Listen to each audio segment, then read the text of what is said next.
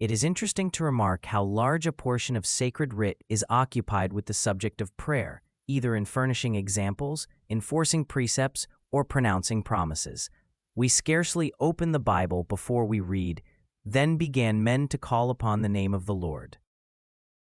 And just as we are about to close the volume, the amen of an earnest supplication meets our ear.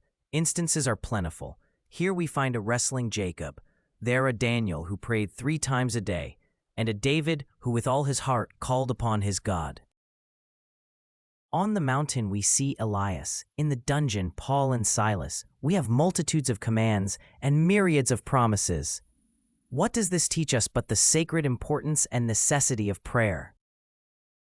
We may be certain that whatever God has made prominent in His Word, He intended to be conspicuous in our lives. If He has said much about prayer, it is because He knows we have much need of it. So deep are our necessities that until we are in heaven we must not cease to pray. Dost thou want nothing?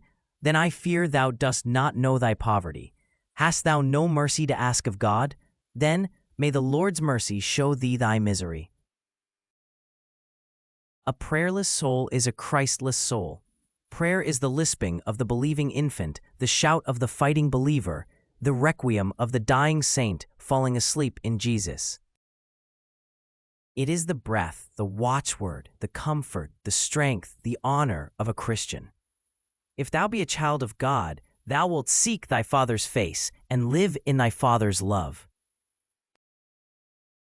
Pray that this year thou mayst be holy, humble, zealous, and patient, have closer communion with Christ, and enter oftener into the banqueting house of His love.